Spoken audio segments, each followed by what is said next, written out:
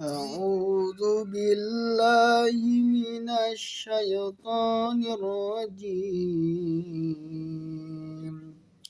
بسم الله الرحمن الرحيم. قل آمنا بالله وما أنزل علينا وما أنزل على إبراهيم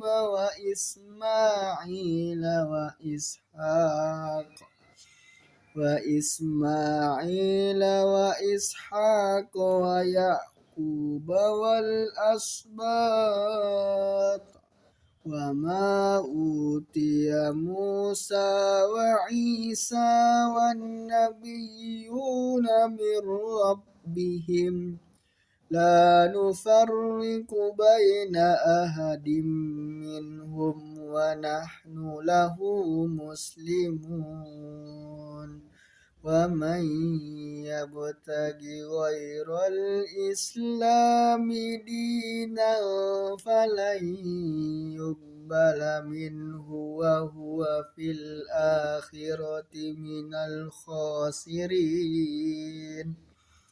كيف يهدي الله قوما كفروا بعد إيمانهم وشهدوا أن الرسول حق وجاءهم البينات والله لا يهدي القوم الظالمين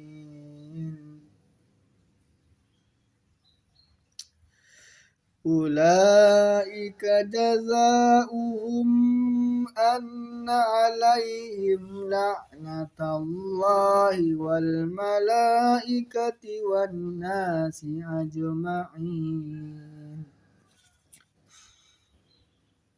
Bismillahirrahmanirrahim. Katakanlah Muhammad, kami beriman kepada Allah dan kepada apa yang diturunkan kepada kami dan apa yang diturunkan kepada Ibrahim, Ismail, Ishak, Yakub dan anak cucunya, serta apa yang diberikan kepada Musa, Isa dan para nabi dari Tuhan mereka.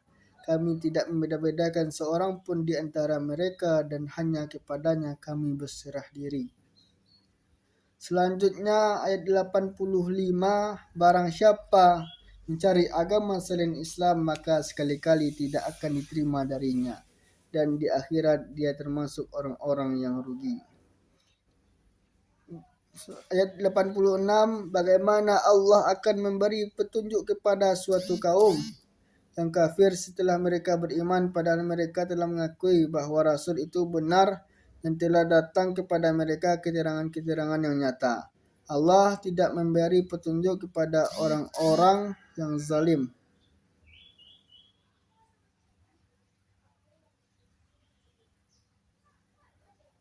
Mereka itu balasannya ialah ditimpa laknat Allah, para malaikat dan seluruh manusia.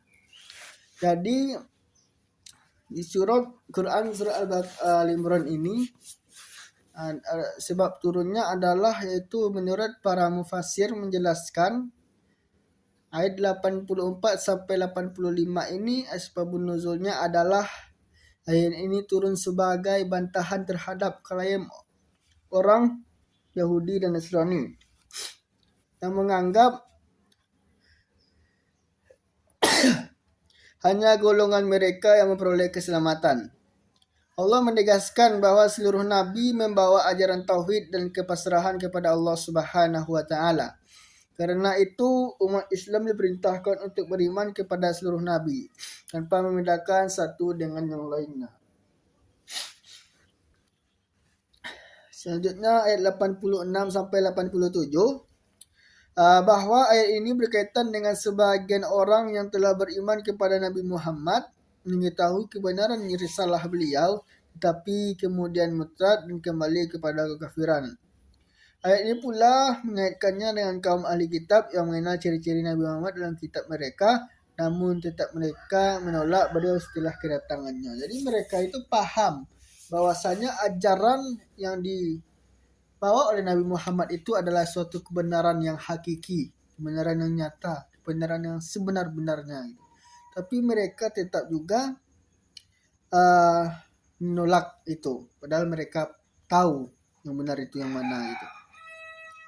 Selanjutnya kita masuk kepada tafsir Terbawi atau nilai-nilai pendidikan yang ada dalam surat ini, dalam ayat ini. Jadi yang pertama ada namanya pendidikan keimanan. Di sana kan dijelaskan ayat tadi yang 84 kul amanna.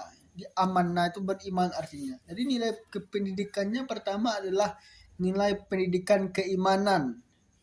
Yang mana di ayat 84 ini kita diajarkan bahwa seorang muslim itu harus beriman kepada nabi dan rasul tanpa membeda-bedakan gitu.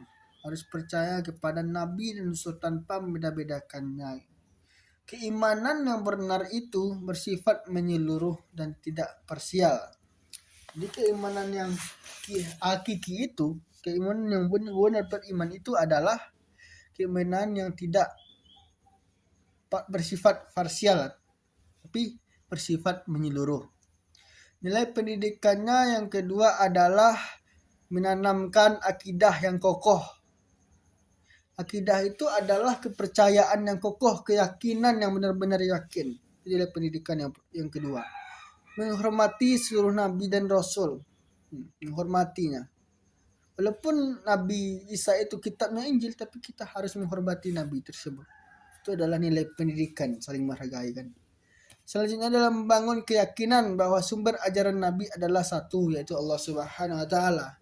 Jadi kita percaya bahwa kitab Injil diturunkan kepada Nabi Isa, kitab Zabur diturunkan kepada Nabi Daud, kitab Taurat diturunkan kepada Nabi Musa, tapi kita yakin bahwa semua kitab itu bersumbernya dari Allah Subhanahu wa taala.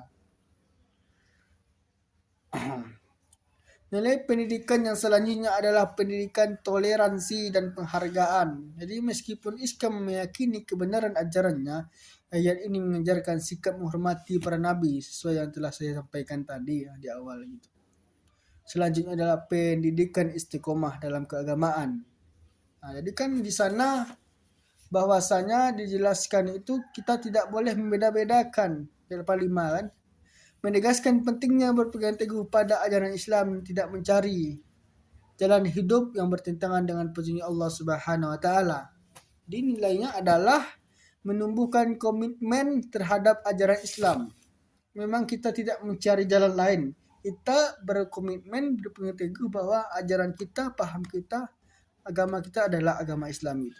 Selanjutnya membiasakan konsistensi dalam beribadah dan berakhlak.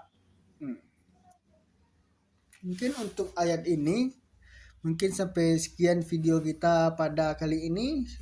Bertemu selanjutnya kepada video selanjutnya. Assalamualaikum warahmatullahi wabarakatuh.